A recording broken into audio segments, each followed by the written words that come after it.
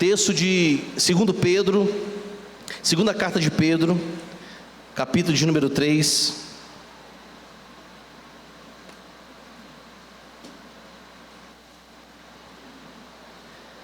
Segunda carta de Pedro, capítulo de número 3. Se você pudesse colocar de pé, para que possamos fazer a leitura.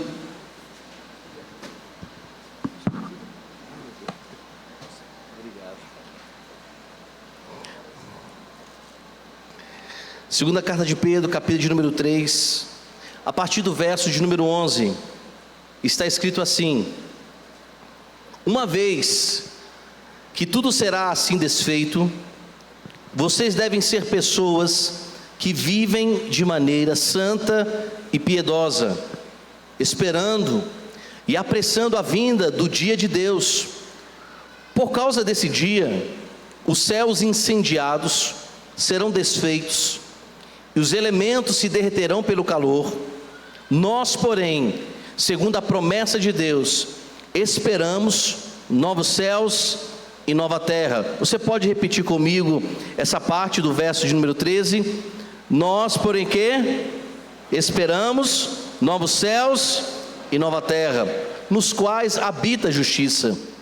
Por essa razão, amados, esperando essas coisas, esforcem-se para que Deus os encontre sem mácula, sem culpa e em paz. E considerem a longanimidade do nosso Senhor como oportunidade de salvação, como também o nosso amado irmão Paulo escreveu a vocês, segundo a sabedoria que lhe foi dada, ao falar a respeito desses assuntos, como de fato costuma fazer em todas as suas cartas.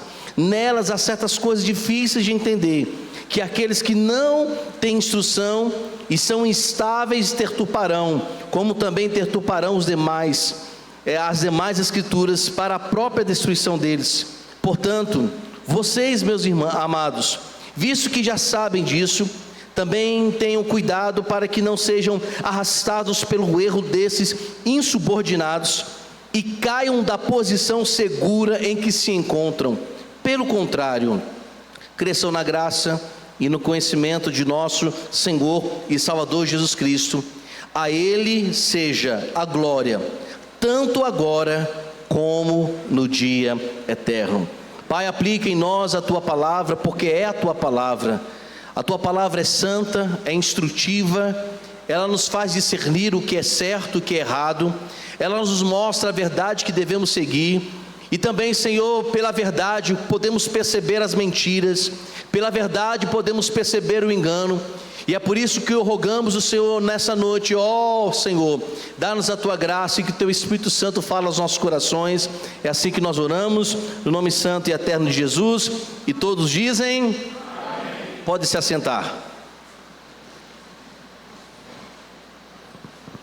Meus amados, refletindo sobre os últimos acontecimentos que têm abalado as notícias, jornais, telejornais, enfim, YouTube, Instagram, Facebook, outros meios de comunicação, X, a gente ouve muita coisa. Temos ouvido sobre problemas relacionados à guerra, problemas de identidade, problemas políticos que não são novos, esses problemas. Enfim, meus irmãos, há muita coisa a se dizer. Mas o que está acontecendo nesses últimos dias e que nós precisamos estar bem atentos, é que muitas vezes nós estamos sendo levados a dar muita atenção a essas notícias e dar pouca importância à volta de Jesus. Estamos muito ligados em tornar contextual as notícias todos os dias. Já nos levantamos, nós muitas vezes compartilhamos notícias que são importantes e precisamos estar inseridos no conhecimento do que está acontecendo. Contudo, nós também estamos nos distraindo em relação à volta de Jesus. Se fala muito em muitas coisas, em paz, as pessoas com entendimento teológico de forma distorcida, já começam a especular quem é o anticristo, quem é o governo do anticristo, quem é a persona da pessoa que é contra Cristo, e pouco falamos que de fato Jesus voltará, e pouco falamos também que precisamos estar preparados para a sua volta. Falamos muito, especulamos, conversamos, e meditando no texto de Pedro, um texto que há um bom tempo atrás eu já preguei em relação a esse texto, mas de forma um pouco diferente, e como a palavra de Deus ela é viva e eficaz, ela se renova todos os dias, ela sempre tem o que nos dizer a respeito das coisas vindouras. Mas antes de nós falarmos de que maneira devemos esperar a volta de Cristo, ou como devemos nos comportar nesses dias finais, que estão aí os princípios de dores, os sinais que estão acontecendo, as coisas que de forma rápida acontecem, o que Pedro nos orienta em relação à nossa própria vida? O apóstolo Pedro, meus irmãos, nessa carta, ele tem o teor de orientar a igreja de como ela deve se comportar. O teor da primeira carta é o teor da preparação da igreja em relação aos perigos que ela enfrenta dentro da igreja. O teor da segunda carta é a preparação das coisas externas que vão afetar a igreja e como a igreja deve se comportar em relação a essas coisas que hão de acontecer. No primeiro capítulo, Pedro vai nos mostrar uma palavra em que nos traz esperança, traz conforto e motivação aos crentes. Olha só o que está escrito no primeiro capítulo dessa segunda carta. O primeiro capítulo dessa segunda carta, dos versos 3 em diante, Pedro vai dizer o seguinte: pelo poder de Deus, nos foram concedidas todas as coisas que conduzem à vida e à piedade, pelo pleno conhecimento daquele que nos chamou para a sua própria glória e virtude. Por meio delas, Ele nos concedeu as suas preciosas e muito grandes promessas, para que por elas vocês se tornem coparticipantes da natureza divina, tendo escapado da corrupção das paixões que há no mundo. Paulo, meus irmãos, ele traz aqui um alento. Ele começa trazendo um consolo. Ele começa dizendo: olha que bom que vocês são e podemos ser participantes, coparticipantes, pelo poder de Deus, pelo pleno conhecimento do Senhor. E de fato, meus irmãos, nós temos experimentado essa glória de Deus, nós temos sido motivados pela palavra do Senhor, nós temos sido encorajados a viver uma vida conforme a palavra santa e poderosa, e participar dessa glória e majestade de Deus. Apesar que alguns ainda consideram-se saudosistas e trazem à memória algo bom que aconteceu no passado, avivamentos, bênçãos do Senhor, conversões, igreja cheia, gente se convertendo, povos e povos, melhor dizendo, pessoas e pessoas indo a missões, a qual nós escutamos aqui 2 corinhos em relação a isso, são nossos salmos e hinos, e o primeiro cântico do coral que falou sobre que devemos ir pregar o evangelho. Isso também é poder de Deus. Nós não podemos de forma nenhuma dizer que Deus é um Deus apenas de uma geração, que Deus operou apenas no passado. A verdade é que ainda hoje podemos ver a manifestação da glória do Senhor, e é evidente que essa manifestação ela pode ser vista de várias formas, mas a palavra de Deus tem feito cada um de nós perceber que há um poder de Deus agindo no meio de nós. Você pode dizer amém? Amém. Você está debaixo desse poder? Pedro, além de motivar a igreja, motivar os crentes a uma esperança a partir do poder da palavra, ele também nos ensina que não apenas devemos participar da glória, e como temos participado do conhecimento, mas também ele está instigando os crentes a se esforçarem e a terem nesse esforço um crescimento na sua fé, porque todos aqueles que se esforçam na fé, e quando estão aí no exercício da graça do Senhor, eles vão produzir frutos. Olha só o que ele vai dizer nos versos 5 a 10 desse mesmo capítulo de 2 Pedro. ele vai dizer o seguinte: por causa disso, concentrando todos os seus esforços, acrescentem a fé que vocês têm. A quê? A virtude. Nós devemos acrescentar a fé no conhecimento, e o conhecimento vai nos trazer o quê? Domínio próprio. O domínio próprio vai gerar em nós também perseverança, piedade, a piedade, a fraternidade, o amor, porque essas qualidades, estando presentes e aumentando cada vez mais, farão com que vocês não sejam nem inativos, nem frutíferos no pleno conhecimento do nosso Senhor Jesus Cristo, pois aquele que não tem essas coisas é cego, vendo só o que está perto, e se esqueceu da purificação dos seus antigos pecados. Por isso, irmãos, procurem com empenho cada vez maior confirmar a vocação e a eleição de vocês, porque fazendo assim vocês jamais tropeçarão. Olha a construção que Pedro está trazendo: o conhecimento da palavra do Senhor, uma vida fervorosa, uma vida ativa na fé, o exercício daqueles que desejam ter intimidade com o Senhor, vai gerar frutos, capacidades, virtudes, ao ponto de gerar perseverança, ao ponto de gerar piedade, e essa piedade vai nos trazer fraternidade, porque é isso que ocorre com aqueles que estão envoltos na fé bíblica e cristã. Vai produzir frutos maravilhosos, vai ter o crescimento no Senhor Jesus Cristo, e eles também não vão se esquecer dos pecados que ainda não pediram perdão a Deus. Isso tudo Pedro está trazendo, meus irmãos, essa palavra de esperança. Por que Pedro está trazendo essa palavra? Que o crente deve estar firmado na obra do Senhor, nas santas escrituras, para que ele possa ter a capacidade de discernir e entender quem são os falsos mestres que estão vivendo, ou que viveram nos dias de Pedro e estão vivendo nos dias de hoje. Pula lá para o capítulo de número 2 da carta de 2 Pedro. Observe bem que Pedro está falando sobre práticas de crente, que a prática do crente, quando ele exerce a fé em todos os sentidos, ele ouve e presencia o poder da glória de Deus, e não apenas presencia o poder, mas como tem ele experiência na palavra do Senhor, e isso vai gerando nele maturidade, crescimento, vai gerando nele habilidade, ou melhor dizendo, discernimento em relação a tudo que está acontecendo.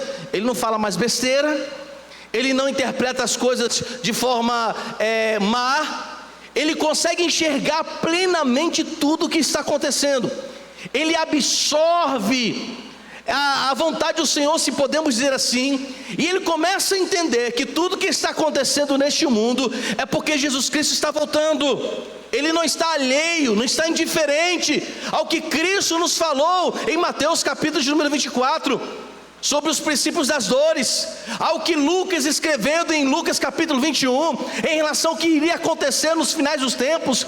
Enfim, o crente, ele fica antenado, ele não está concentrado na notícia, ele está concentrado nos princípios sim, mas sabendo que tudo isso está nos avisando: Jesus Cristo está voltando, Jesus Cristo está voltando.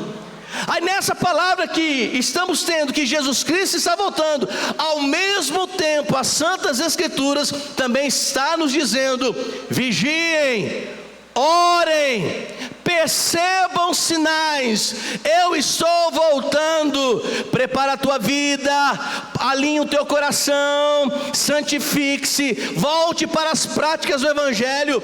E isso, meus irmãos, é a preocupação de Pedro. Mas também, enquanto a palavra de Deus fala que Jesus está voltando, também existem os falsos profetas que não querem que você perceba que Jesus está voltando.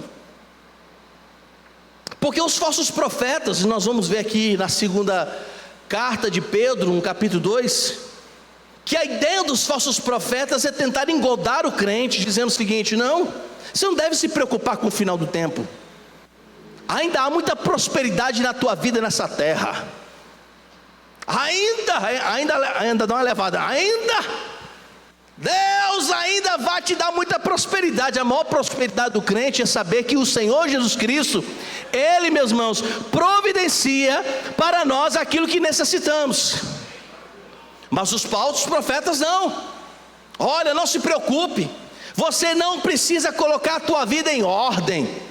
Deus é misericordioso, Ele é amoroso. Você não precisa se consertar, que Ele vai te abençoar do mesmo modo.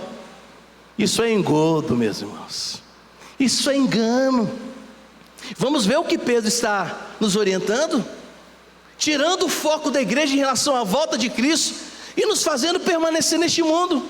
Antes de nós lermos, nós não podemos esquecer o que estava acontecendo lá em Êxodo, capítulo de número 1. Quando a palavra do Senhor nos diz que o povo de Deus prosperava no Egito. O povo de Deus prosperava no Egito. Quando José, o governador, ele se torna aquele que iria administrar o governo de Faraó, há uma prosperidade, porque um servo de Deus é quem está governando. Contudo, porém, entretanto, nós somos facilmente engodados, a palavra engodado de novo, enganados pela prosperidade humana, e ficamos, meus irmãos, ali acomodados, e ficamos esperando. Nada, está tudo bem, Deus está comigo, está tudo maravilhoso. Meus irmãos, não nos enganemos. O inimigo também quer que a gente esqueça que de Deus vem a provisão, que de Deus vem a graça. E como fora também cantado aqui, a trombeta está tocando, meus irmãos, e tem gente ainda querendo ficar neste mundo. Eu pergunto a você, quem é que quer ficar neste mundo? Diga graças a Deus. Eita, os irmãos estão ligados mesmo, hein? Nem a pegadinha do pastor está pegando mais. Olha que Pedro vai falar. Segunda carta. Ele vai dizer no verso de número 3 o seguinte. Ele vai falar sobre os falsos mestres. Quem são esses falsos mestres? Aí no verso de número 3, Pedro vai dizer, como é que eles são? Esses falsos mestres, versos 3, eles são movidos por avareza. Eles explorarão vocês com palavras fictícias, mas para eles a condenação decretada há muito tempo não tarda, e a destruição deles não cai no esquecimento. Pedro está falando. Observe que Pedro está falando, esse pessoal é movido pela avareza. Eles vão explorar vocês. Qual é a exploração aqui? Olha, não se engane, venha, tem uma bênção aqui para você, pague R$10 que Deus vai te devolver. Olha, venha para cá, você tem que trabalhar muito, mas só o líder espiritual é quem cresce.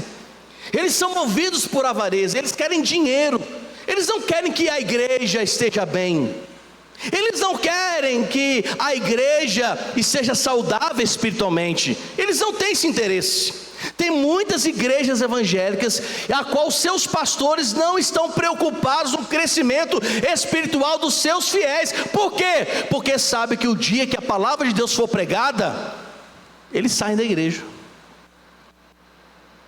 Eu conheço várias pessoas que quando começaram a conhecer a palavra de Deus, se afastaram da mentira, que parecia a maior verdade.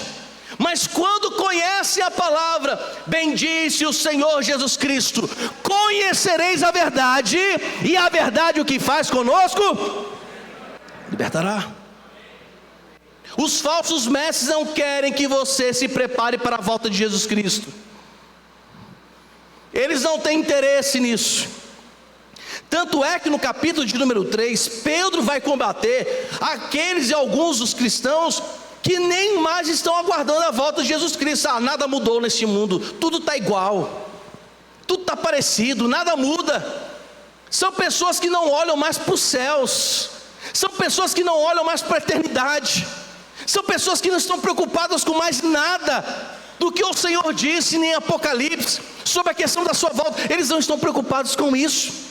Pedro também vai dizer que essas pessoas, Elas são perigosas porque difamam o Evangelho. Está com a Bíblia aberta aí? Olha só o que está escrito no verso de número 4. Pois Deus não poupou os anjos quando pecaram, mas lançando-os no inferno, prendeu-os com correntes de escuridão, reservando para o juízo. Verso de número 5. E ele não poupou o mundo antigo, mas preservou Noé, pregador da justiça, e mais 7 pessoas quando viu o dilúvio sobre o mundo e os ímpios, reduzindo em cinzas. Livrou, verso 7, livrou a Ló do que? Da libertinagem desse povo, dos insubordinados. Eles, meus irmãos, o que Pedro está dizendo? Como Deus livrou os seus servos de pessoas que difamam. Como Deus livrou os seus servos de juízos que estavam sobre o povo. E quando esses servos de Deus ouviram a voz do Senhor, foram livres desses libertinos, foram livres da condenação. E assim, meus irmãos, é o que o Senhor quer fazer. Porque no verso de número 10, Pedro continua falando como são essas pessoas. Verso de número 10: eles são pessoas seguindo a carne, eles andam em desejos impuros, desprezam qualquer autoridade, são atrevidos, arrogantes, não temem difamar os gloriosos seres celestiais, ao passo que anjos, embora maiores em força e poder, não proferem contra essas autoridades sentenças difamatórias na presença do Senhor. Eles, porém, verso 12, são como animais irracionais, seres guiados pelo instinto e que nascem para serem capturados e mortos, falando mal daquilo que não entendem, e na sua destruição também hão de ser destruídos. Olha como são esses falsos mestres: impuros, avarentos, difamadores, exploradores, dão vazão à sua carne, a seu estado pecaminoso. E olhando bem o que Pedro está falando aqui, Pedro vai mostrar que os olhos deles são cheios de adultério. Depois você lê todinho em casa, que a visão deles é só enxergar o que parece ser bom para a carne, mas estão desprezando aquilo que é de Deus. É diferente nos dias de hoje, meus irmãos? É diferente? Não. Não é diferente não. As pessoas estão difamando o nome de Cristo. As pessoas querem que a população brasileira não tenha o acesso à palavra do Senhor, porque sabe que a palavra de Deus é poderosa e traz sabedoria de Deus ao homem. E é isso que está acontecendo, nos intimidando, para que não mais possamos glorificar ao Senhor como é devido. Esses falsos profetas, eles usam os púlpitos, como diz lá no versículo a partir do número 11, eles são mentirosos. Eles querem de qualquer maneira cegar os olhos daqueles que buscam o Senhor de forma correta. É por isso que lá no capítulo de número 3 dessa mesma carta, segunda carta de Pedro, lá no versículo 3, ele vai falar que também nos últimos tempos nós teremos pessoas que escarneceriam da igreja e escarneceriam de Cristo. Mas sabe qual é o pior de tudo isso? É que Pedro também está falando que a intenção dele é influenciar a mente da igreja, é influenciar a nossa mente, ao ponto também de nós não aceitarmos que Jesus está para voltar. A ideia desses falsos mestres é justamente tentar nos tirar do foco daquilo a qual fomos chamados.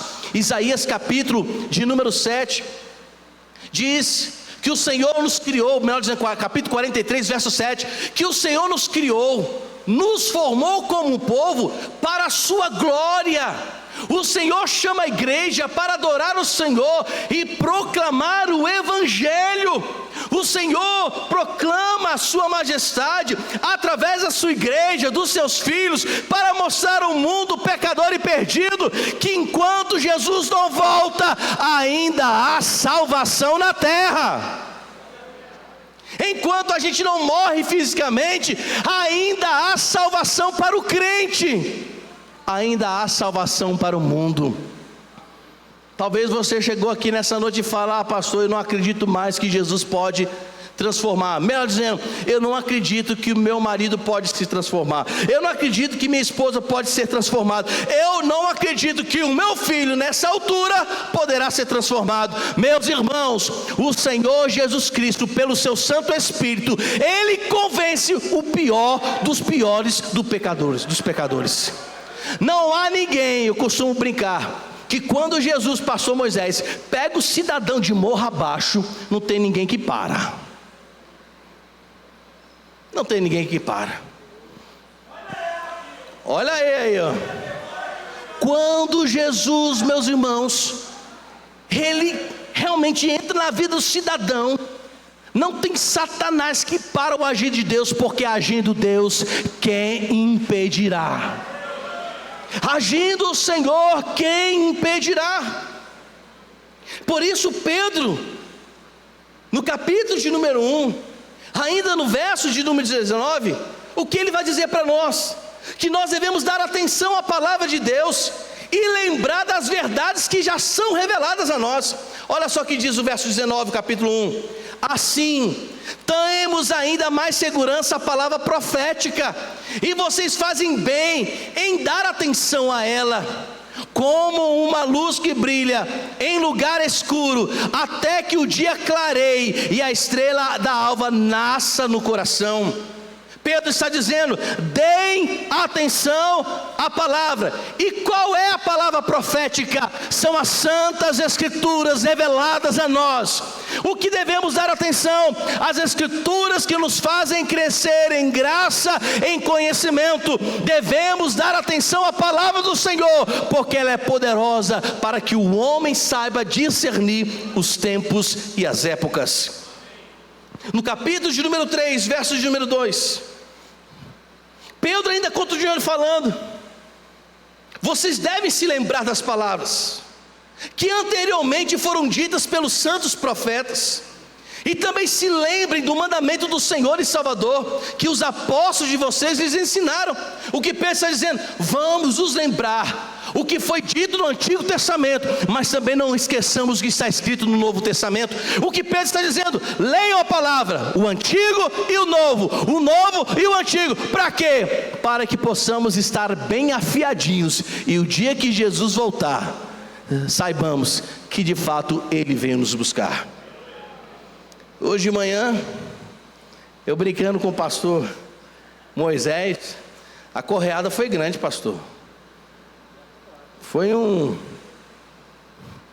Se você não é crente, ouça a palavra de manhã. Você que crente que gosta de murmurar. E ele fez uma analogia que eu achei fantástica aqui em relação às pessoas que estudam. A analogia que ele fez em relação ao estudo humano e a questão do crescimento da palavra é justamente isso. Quando a pessoa que estuda, faz um bacharelado em qualquer coisa, são 4 anos, quando é mestrado, vai para 6 ou 7 anos, depende. Quem faz o doutorado é 10, e quem vai fazer pós-doutorado é 14 anos ou mais estudando. E ele trouxe a analogia para nós que somos crentes, que estamos aqui há 5 anos, há 10 anos, há 15 anos, há 20 anos, há 30 anos. A gente devia ser mestre nas escrituras sagradas. Foi essa analogia que o pastor Moisés trouxe de manhã. E essa é a verdade. É por isso que Pedro está falando que devemos nos lembrar de tudo quanto já fora revelado pelo Senhor. Quer sejam os profetas antigamente falando, como a carta aos Hebreus também fala. Antigamente os profetas falavam, os pais falavam, os anciões falavam. E hoje também vemos os apóstolos falando a respeito de Cristo, e o próprio Jesus Cristo, a maior palavra e poderosa revelada palavra para cada um de nós. Hoje conhecemos Deus porque Jesus veio até nós. E o que esperar, meus irmãos, desses finais de tempos? Pedro inicia incentivando os crentes. Pedro inicia cativando os crentes a se motivarem na palavra, na glória, no poder. Capítulo 2, Pedro nos dá instruções que nós não devemos seguir os falsos mestres. Eles querem nos enganar, nos tirar o foco. Mas no capítulo de número 3, Pedro faz uma das maiores revelações. É evidente que foi o Espírito Santo quem o revela, e ele escreve. E ele faz uma das afirmações maravilhosas das Santas Escrituras. Está justamente no verso de número 10 do capítulo de número 3.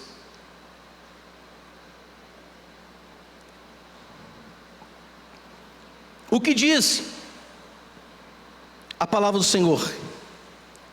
O que Ele está nos ensinando? O que Ele está nos falando? Que devemos servir uns aos outros, cada um conforme o dom que recebeu. Sim, devemos fazer isso. Está no 1 carta, capítulo 4. Mas lá no capítulo de número 3, perdão, eu errei. Lá no capítulo de número 3, você estava lendo a primeira carta, a segunda carta. Capítulo de número 3, verso de número 10. Vamos todos ler só a primeira parte desse verso. Porém, o dia virá como? Vamos repetir novamente. Porém, o dia. Por que que ele usa a analogia do ladrão? O ladrão, meus irmãos, é verdade, ele surpreende. Ele vem no momento em que nós menos esperamos. Apesar que hoje muitas casas colocam cercas elétricas, alarmes, vigilantes, mas quando o ladrão quer roubar, não tem esse negócio não. E ele vem justamente no momento em que nós não esperamos. E eles são inteligentes. Eles andam na rua, ficam observando. Ele entra, às vezes calcula o tempo, a rotina. Ele percebe se há alguma brecha, mesmo tendo a segurança para entrar. Só que aqui o Pedro está falando que Jesus, na verdade, virá no momento em que ninguém está esperando que ele volte. Os irmãos lembram que Pedro falou no capítulo de número 2, qual é a ideia dos falsos mestres? É tentar tirar a igreja do foco do arrebatamento, é tentar tirar a igreja do foco que é Cristo. A ideia, meus irmãos, e eu volto a dizer, não vou dizer que são todas as coisas, mas uma das estratégias satânicas dos dias de hoje é nos tirar a atenção da volta de Cristo e nos colocar na atenção das coisas que estão neste mundo. Muitas vezes isso é uma estratégia maligna. Eu não sei quem já teve oportunidade no evangelismo, e você vai evangelizar uma pessoa, e aquela pessoa não quer nada com Jesus, mas ela faz questão de tomar o seu tempo. E às vezes tem outras vidas que querem ouvir a palavra do Senhor e não tem o tempo. Quantas vezes o inimigo das nossas almas nos coloca distrações? Ele vai colocar distrações, vai fazer com que a gente só perceba as coisas humanas, mundanas. Você quer ver uma coisa? Quando é pregada a palavra de Deus, quantas vezes o inimigo das nossas almas nos distrai com coisas que não são de Deus dentro do culto? Ao invés de você ficar ouvindo a palavra de Deus, você começa a se distrair com uma coisa que não tem nada a ver com a casa do Senhor. Meus irmãos, nós temos que tomar cuidado, porque o diabo, o inimigo das nossas almas, também percebe que os sinais que estão acontecendo precedem a volta daquele que ele considera como inimigo. O inimigo das nossas almas também ele tem as suas estratégias para tentar nos distrair concernente à volta de Jesus Cristo. E a pergunta que eu faço para cada um de nós: quais têm sido as distrações na nossa vida que tem nos tirado o foco do arrebatamento de Cristo?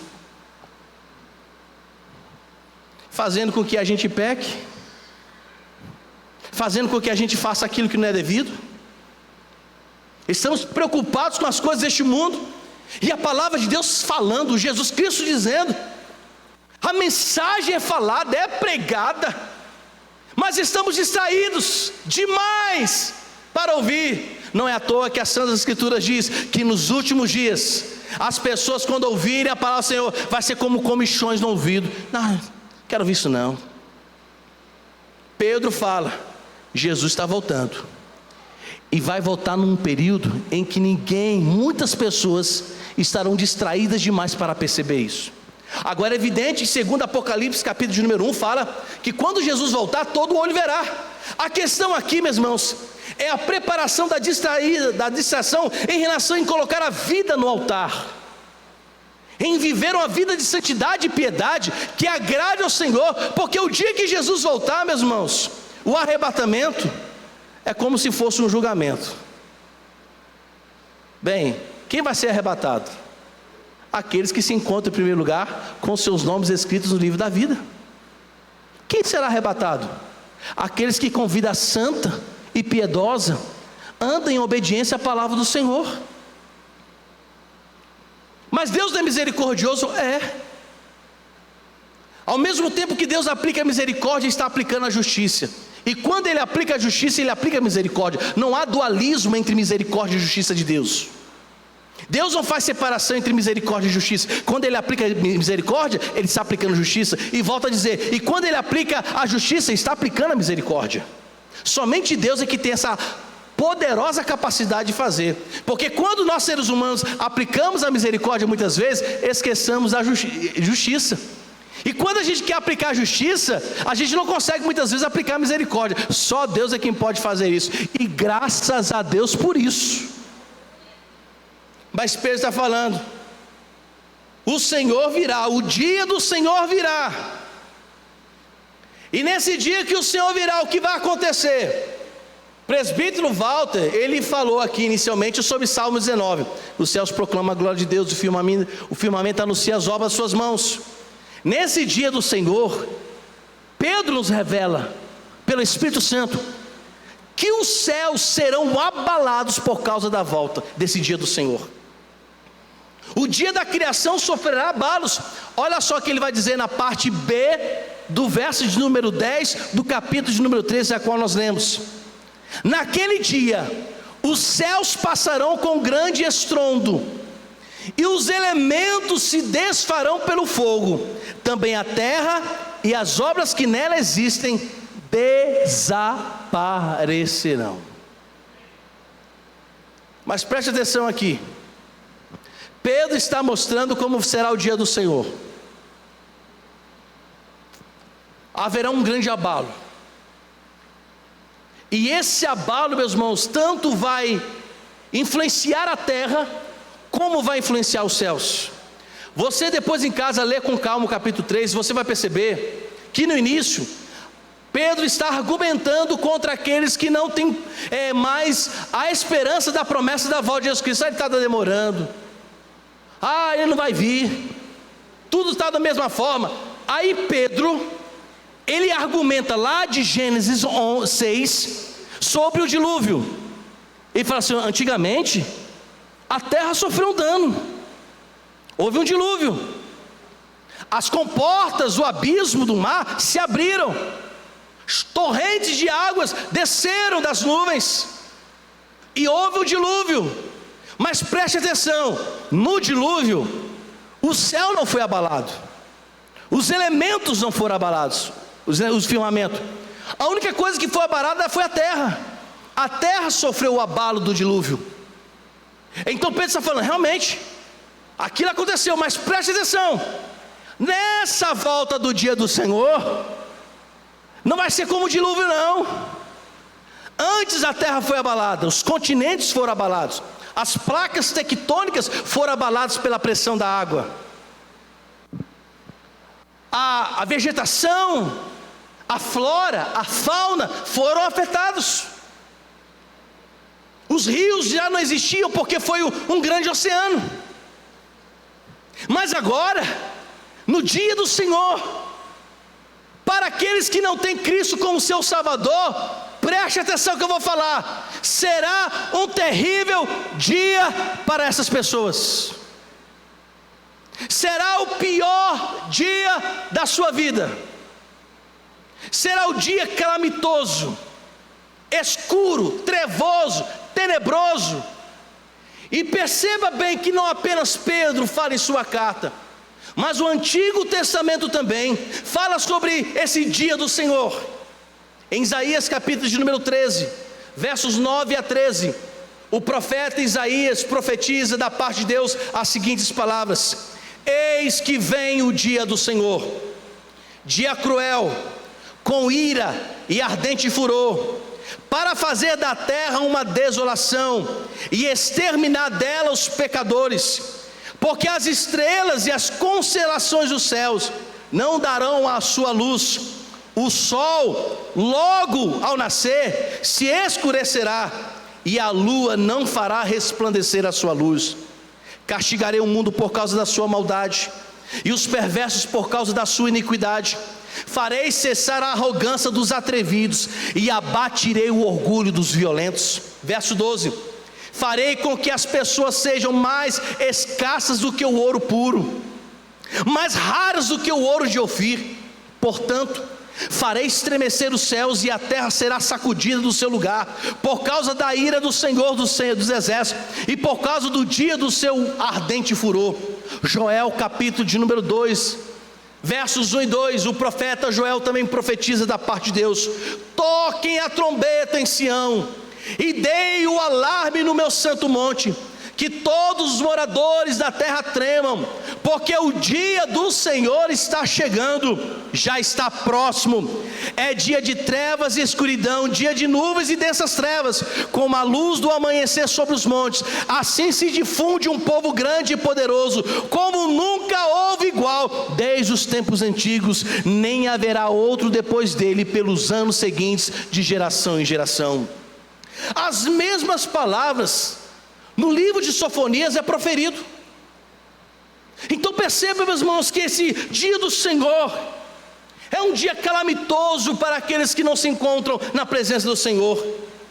E Pedro nos exorta para que tenhamos o cuidado. Exorta a você, amado irmão, crente, que está afastado dos caminhos do Senhor: volte-se agora, porque esse dia é terrível para aqueles que não se encontram em Jesus Cristo, é para aqueles que vivem estarão para presenciar isso, e aqueles que serão ressuscitados para a condenação. Pedro então fala e nos exorta como igreja, verso de número 8, ele vai dizer que o Senhor Deus é o Deus do tempo. Mas uma coisa, amados, que vocês não devem esquecer: que para o Senhor um dia é como 1000 anos, e 1000 anos são como um dia. O que Pedro está dizendo? Quem detém o tempo, na verdade, é Deus. É Ele quem detém o tempo em suas mãos. O ser humano, nós, para entendermos os tempos, gerações e épocas, há necessidade de contarmos horas, há necessidade de contarmos dias, há necessidade de contarmos meses, e há necessidade de contarmos anos. Mas para o Senhor o calendário é diferente. Por isso, meu amado irmão, minha amada irmã, aprume-se hoje, aprume-se agora, porque o dia do Senhor está chegando.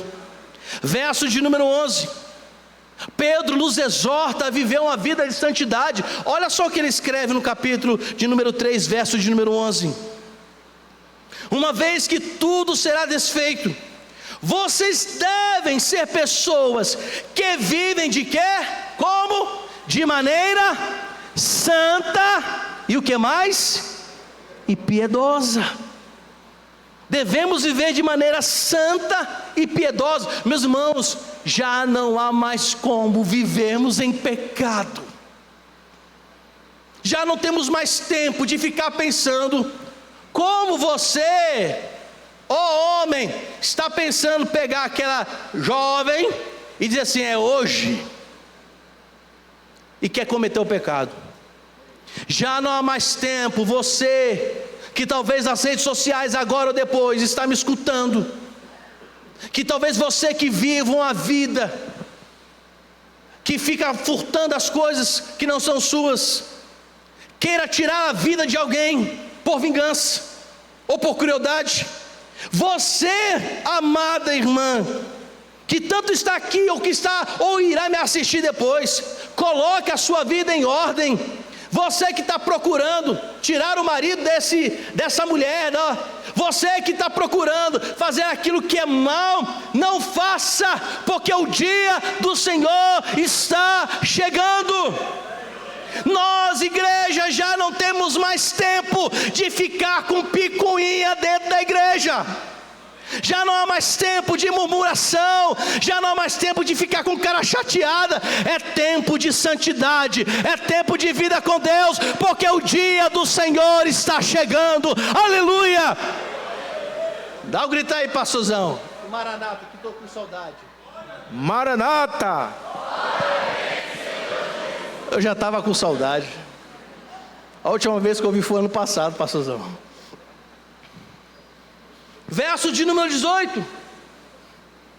Paulo instrui a igreja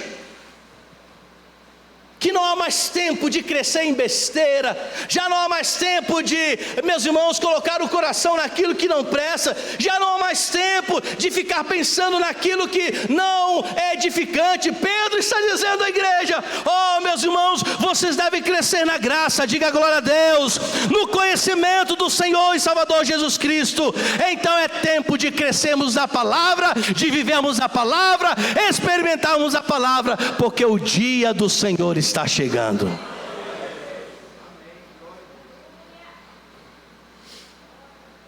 Mas Pedro também dá um alento. Meus irmãos, olha como é a misericórdia de Deus. Verso de número 9. E aqui já estou partindo para o término dessa mensagem.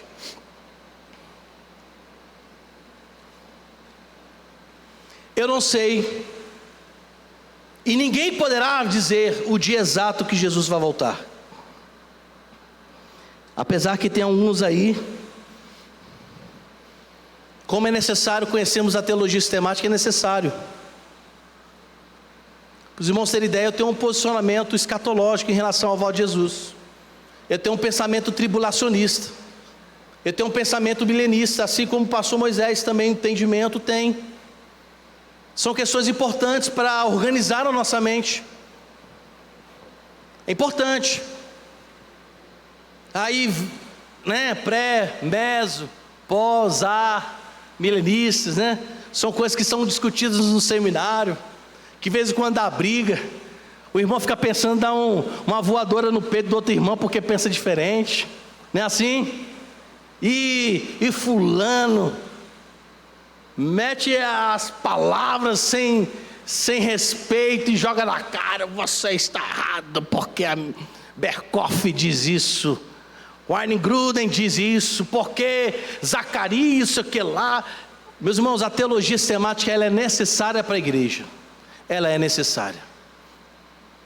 Ela é muito necessária. Mas preste atenção.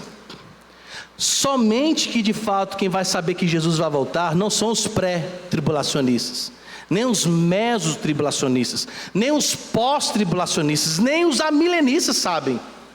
Eles estudam a palavra para termos o conhecimento do que a Bíblia nos fala sobre a volta de Jesus Cristo e de que maneira procederá. Mas o dia exato, a hora exata, graças a Deus que somente Deus é quem sabe. Porque se o Senhor dissesse hoje: olha, 22 de março, às 19h50, Jesus vai voltar, essa igreja estaria lotada. E eu ainda vou mais: a igreja presbiteriana, a igreja batista aqui que é perto, meus irmãos, ia juntar de gente, porque não é comportar não, pastorzão. Ia fazer tudo uma ligação. Era congregacional ligado com o presbiteriano, com gente no meio da rua. As ruas estariam lotadas. E o que tinha de gente pedindo perdão dos pecados não está no gibi. Mas graças a Deus que o Senhor Deus não nos falou e nem nos revelou o dia exato nem a hora, para que a gente tome vergonha na cara e viva uma vida de santidade. É para a gente tomar vergonha na cara, porque iam viver o tempo todinho no pecado e aproveitar tudo. Isso aconteceu na pandemia, meus irmãos. O que tinha gente brincando com o pecado, já que vai morrer, então vamos brincar. Só que esquece que após a morte não há salvação. Ouvimos nessa manhã, por isso que eu falo, ouço a palavra do pastor. Eu até brinquei com ele, rapaz, se você tivesse dado uma rajada de língua estranha nessa manhã, ninguém se segurava na igreja.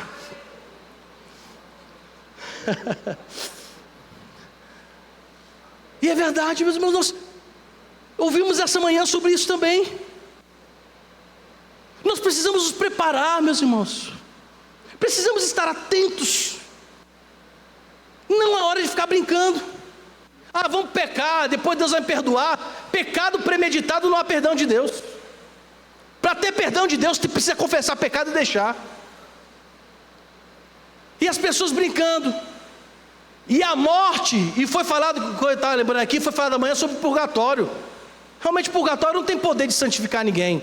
Se uma pessoa morre agora, não adianta rezar, não adianta chorar, não adianta orar, melhor dizendo, não adianta fazer, acender vela, fazer campanha, não sei o que lá para ressuscitar, porque quando Deus determina o dia que vai, e ninguém tem o poder de tirar isso que Deus faz.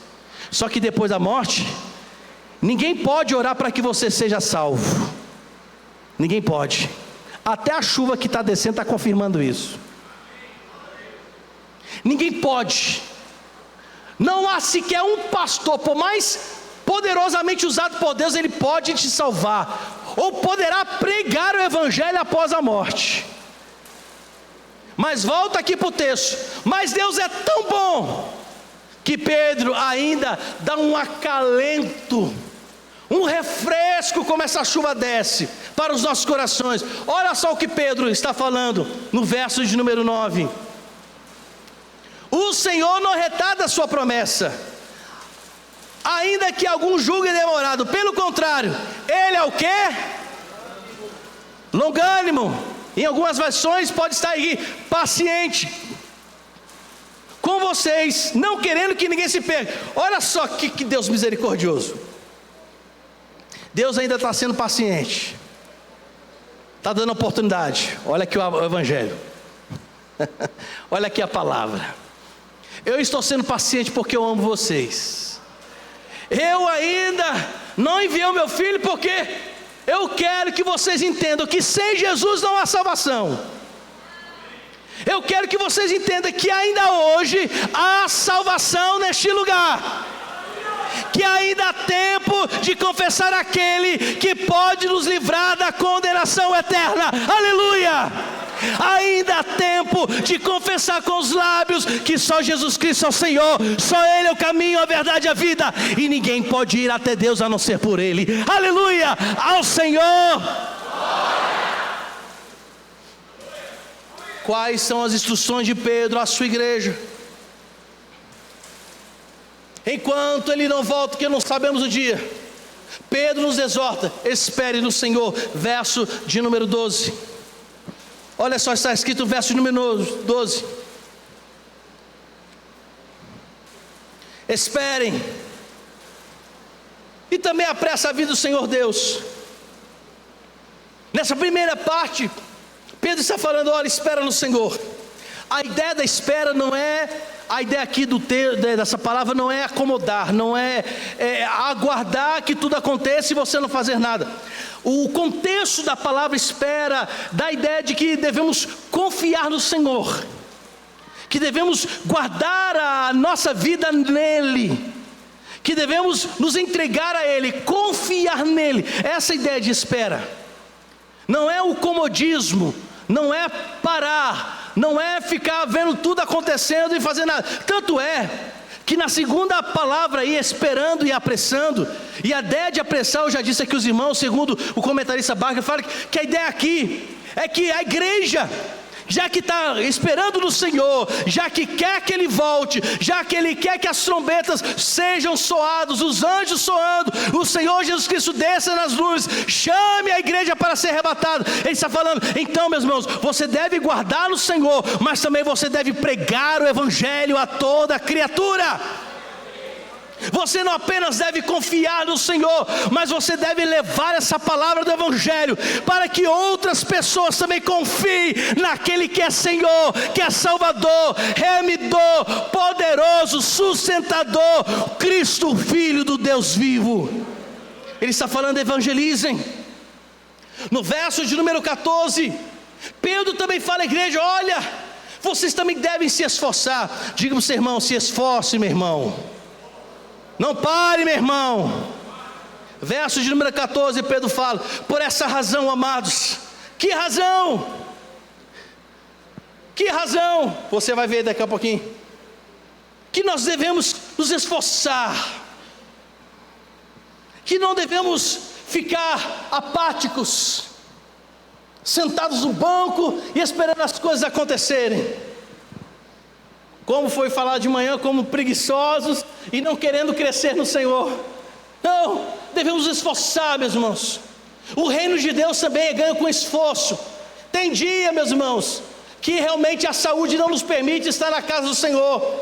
Tem dia, meus irmãos, eu concordo com vocês, que são dias tão atribulados que nós não queremos nem abrir a boca para orar, porque é um esforço muito grande. Tem dias que a nossa mente está tão perturbada que nós não conseguimos pensar. Há dias que não temos vontade nem mesmo de abrir a palavra do Senhor e ler essa santa e poderosa Escritura para o alimento da alma. Tem dias que nós não queremos levantar as nossas mãos, nem queremos cantar ao Senhor, porque são dias terríveis.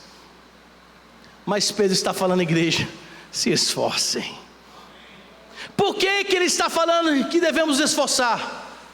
Porque Pedro não está trazendo a palavra da seguinte forma: olha, se esforcem para ser mais rico, se esforcem para isso, aquilo, olha, se esforcem para adquirir isso, aquela coisa. Sim, meus irmãos, se pudermos esforçar para melhorar a condição e qualidade da nossa vida, amém. Mas o maior esforço que Pedro está nos trazendo nessa noite não são os esforços para adquirir humanamente as coisas que são vis, banais, temporais. Pedro não está nos instigando nessa noite para que possamos esforçar apenas para adquirir aquilo que é bom. Eu sei que você, solteiro, está orando e se esforçando para casar. Diga amém. Eu sei, minha irmã, que talvez você, casada, juntamente com seu marido, está se esforçando para ter um filho. Glória a Deus por isso. Mas por que Pedro está falando que o crente deve se esforçar? Pedro não está apresentando argumentos humanos. Pedro não está oferecendo um esforço para aquilo que é humano. Pedro não está, meus irmãos, nos instigando, nos trazendo uma vida que seja determinada apenas para as coisas humanas. O que Pedro está dizendo nessa noite aos nossos corações, que foi inspirado por Deus para escrever essa amada Escritura e essas orientações. Pedro está falando: vocês devem se esforçar, devem correr atrás, se determinarem. Vocês devem sim ter ânimo. Mas para quê? Verso de número 13. E aqui a gente termina. E você vai se colocar de pé, vai levantar as suas mãos e vai agradecer ao Senhor. Vamos ler o verso de número 13. Nós, porém, segundo a promessa de Deus, esperamos o quê? Um carro melhor? Uma casa melhor, humana? O que estamos esperando? Estamos esperando novos céus e nova terra. Estamos esperando a moradia celestial.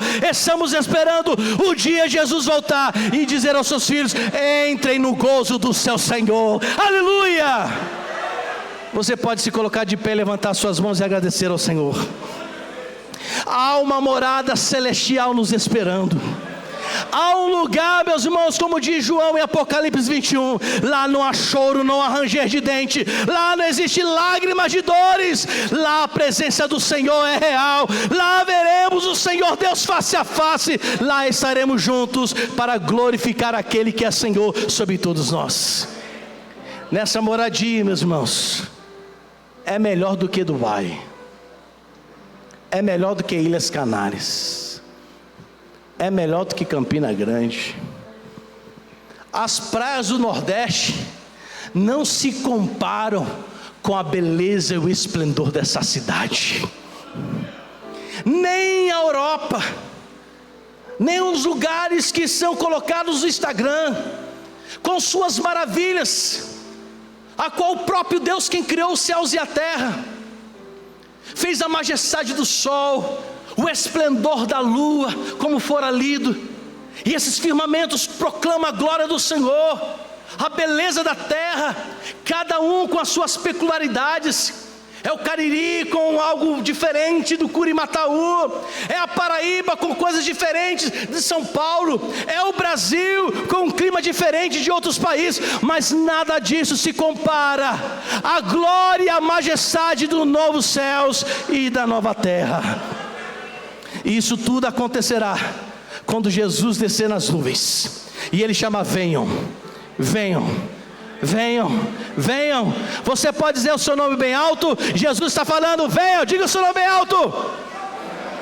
Ele nos chamará, cada um pelo nome, disse: venha, filho bendito do meu Pai, venham e receba o galardão que vos espera nos céus.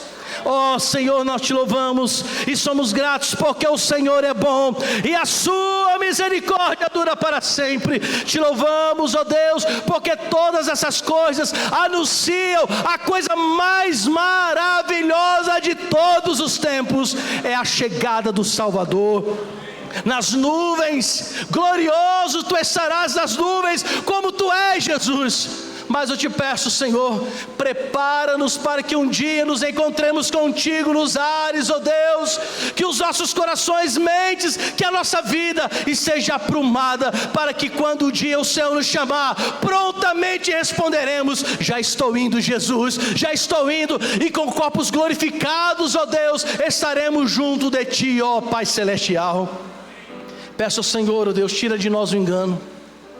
Tira, Senhor, as vendas que cegam. Tira, Senhor, em nome de Jesus Cristo, tudo aquilo que tem atrapalhado no crescimento espiritual da tua igreja. Que possamos em tudo glorificar, porque o Senhor é bom e a sua misericórdia dura para todo sempre. Que o Senhor nos abençoe.